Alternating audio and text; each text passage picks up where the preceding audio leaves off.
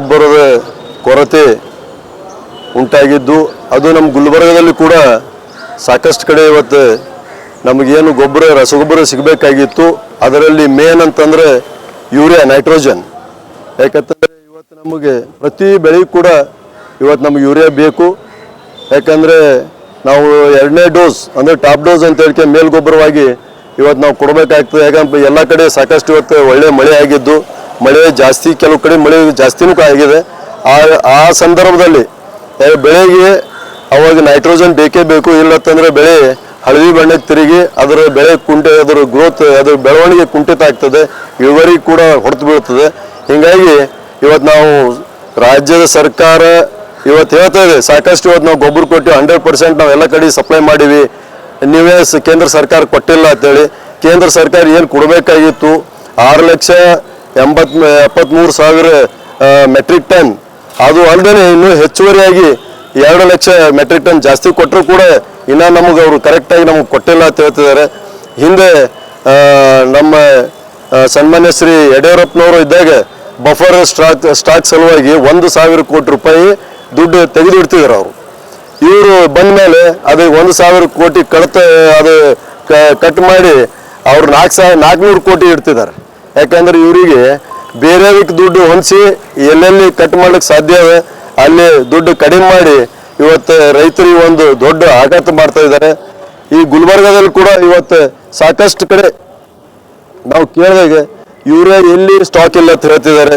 Urea ಒಂದು ವೇಳೆ stock ಇಲ್ಲ ಅಂತಂದ್ರೆ ಅದಕ್ಕೆ ಆಲ್ಟರ್ನೇಟ್ ಅದು ಬಿಟ್ಟರೆ ಬೇರೆ ಗೊಬ್ಬರ ಯಾವುದು ತೊಗೋಬೇಕು ಅಂತಂದರೆ ಅದನ್ನ ಕಾಂಪ್ಲೆಕ್ಸ್ ಅಂತ ಹೇಳ್ತಾರೆ.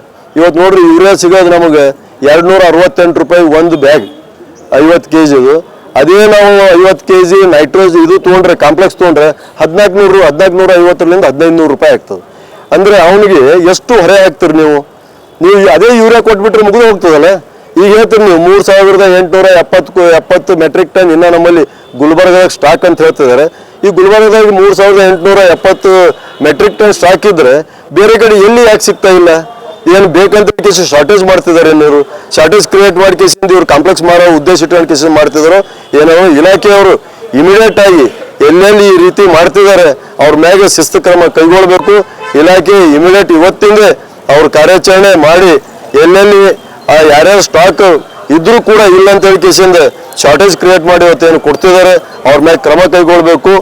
ಆಮೇಲೆ ಯಾವುದೇ ರೀತಿಯಿಂದ ನಮ್ಮ ರೈತರಿಗೆ ರಸಗೊಬ್ಬರದ ಕೊರತೆ ಆಗಬಾರ್ದು. ಈ ರೀತಿ ಏನಾದರೂ ಮುಂದಿನ ದಿನದಾಗ ಆಯಿತು ಅಂತಂದರೆ ನಾವು ಉಗ್ರ ಹೋರಾಟ ಮಾಡ್ತೀವಿ.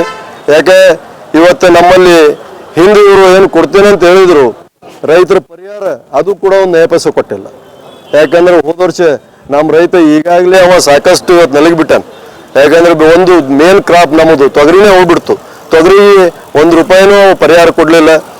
ಆಮೇಲೆ ಅದು ಫಸಲ್ ಬಿಮಾ ಯೋಜನೆಯಲ್ಲಿ ಅದರಲ್ಲಿ 640 ಕೋಟಿ ರೂಪಾಯಿದಾಗ ಇವ್ರು ಕೊಟ್ಟಿದ್ದು ಕೇವಲ 340 ಕೋಟಿ ರೂಪಾಯಿ.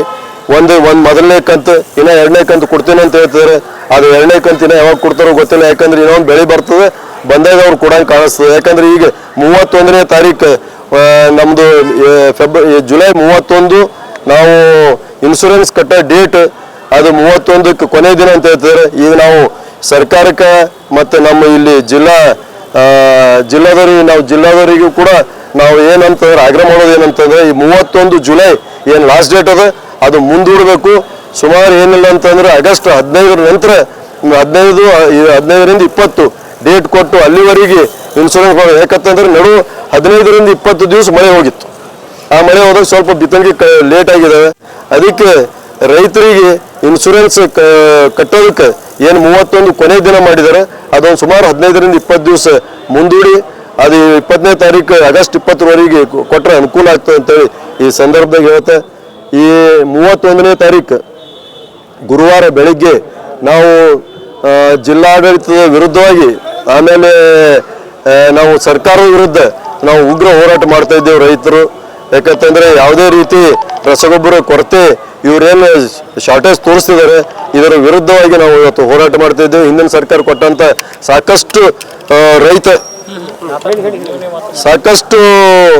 ರೈತರ ಪರವಾಗಿ ಏನು ಕಾರ್ಯಕ್ರಮ ಇಟ್ಟಿತ್ತು ಎಲ್ಲ ಕಾರ್ಯಕ್ರಮ ಇವತ್ತು ಕ್ಯಾನ್ಸಲ್ ಮಾಡಿಬಿಟ್ಟಿದ್ದಾರೆ.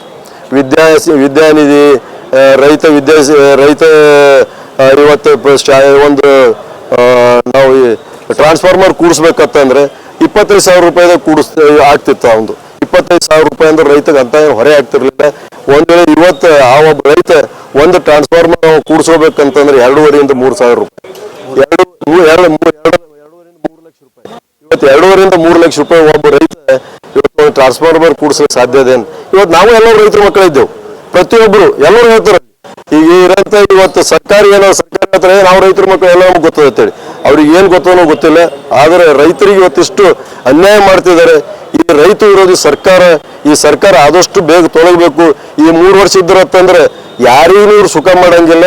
ರೈತ ಸುಖದಾಗಿದ್ರೆ ನಾವೆಲ್ಲರೂ ಸುಖದಾಗಿರ್ತೇವೆ ಅಂತ ಹೇಳಿ ಈ ಸಂದರ್ಭದಾಗ ಹೇಳ್ತಾ, ನಾವು ಮುಂದೆ ಬರೋ ದಿನದಾಗ ಇದೇ ರೀತಿ ಮುಂದುವರೆದ್ರೆ ಅಂದ್ರೆ ಇನ್ನೂ ಸಾಕಷ್ಟು ಹೋರಾಟ ಮಾಡ್ತೀವಿ ಅಂತ ಹೇಳಿ ಹೇಳ್ತಾ ಈ ಮಾತು ಮುಗಿಸ್ತೇನೆ. ನಮಸ್ಕಾರ.